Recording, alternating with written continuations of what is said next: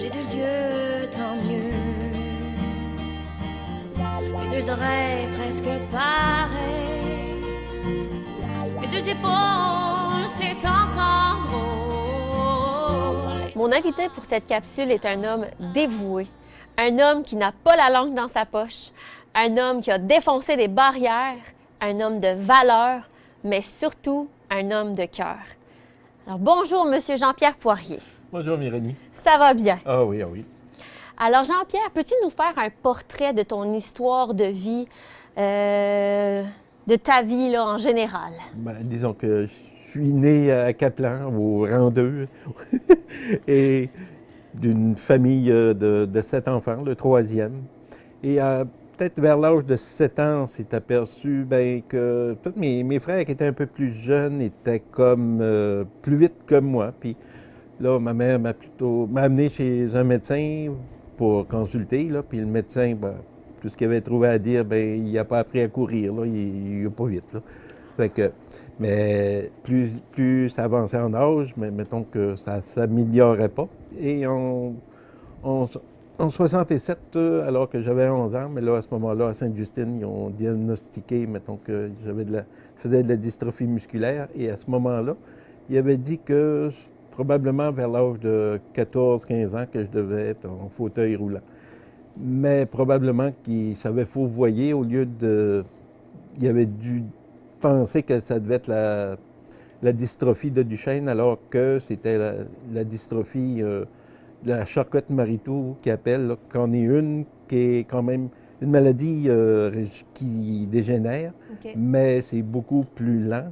Et elle attaque surtout les membres inférieurs. Il y en a que c'est inférieur, il y en a que c'est supérieur. Okay. Il y en a que c'est les deux, comme moi c'est général, mais c'est en distal, là, les extrémités. C'est ce qui lâche en premier. Comment ça a commencé tes débuts sur le marché du travail? Est-ce que ça a été difficile pour toi de trouver un emploi?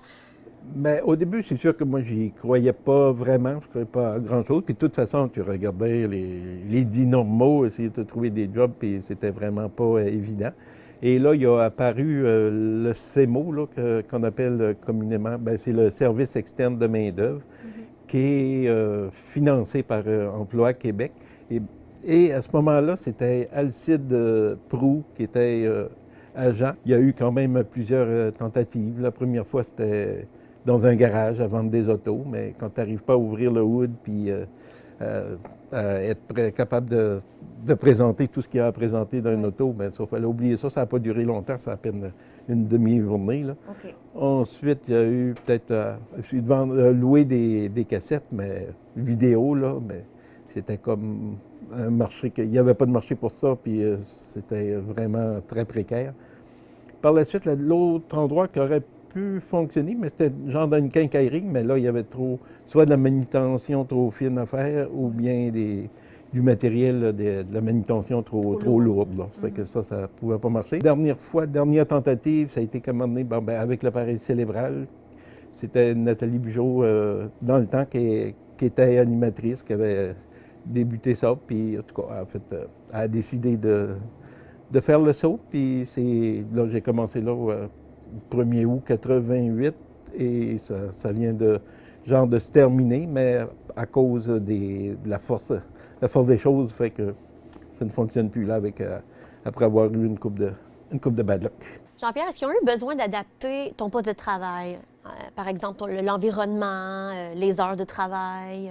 Bien, en réalité, au tout début, non, parce que je commençais avec une animatrice, quelqu'un qui était là, puis elle me dirigeait, puis elle me disait tout quoi faire, puis ça allait bien. Je suis sûr que taper à la machine, j'ai jamais fait ça, mais ce qu'elle me donnait à faire, on m'a appris un peu le doigté, pas le doigté en tout cas, ce qui était les lettres, tout ça.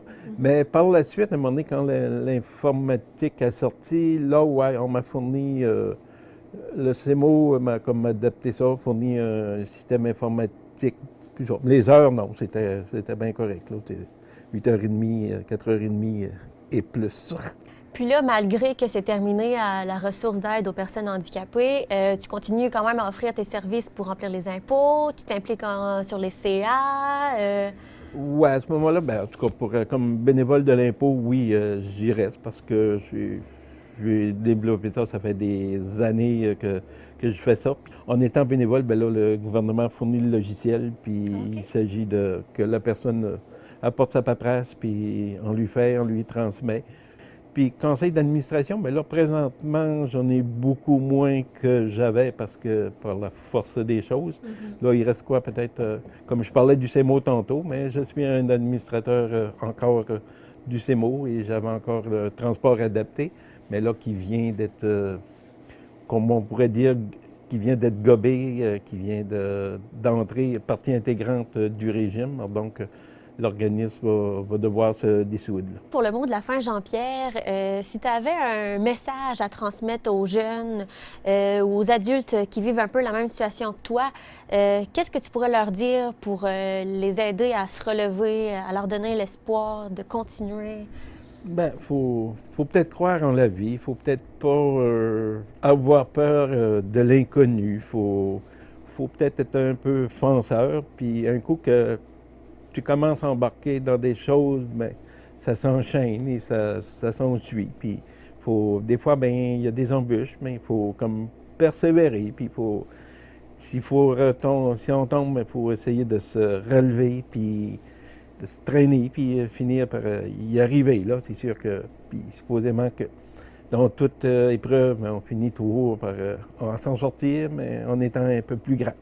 Bien, merci beaucoup, Jean-Pierre. Merci pour ce beau message d'espoir. Puis, je te remercie beaucoup d'avoir participé, d'avoir brisé la glace pour nos capsules. Il y a des choses que tu ne vois pas. Merci d'avoir pensé à moi. Si quelqu'un te décourage, transforme son message.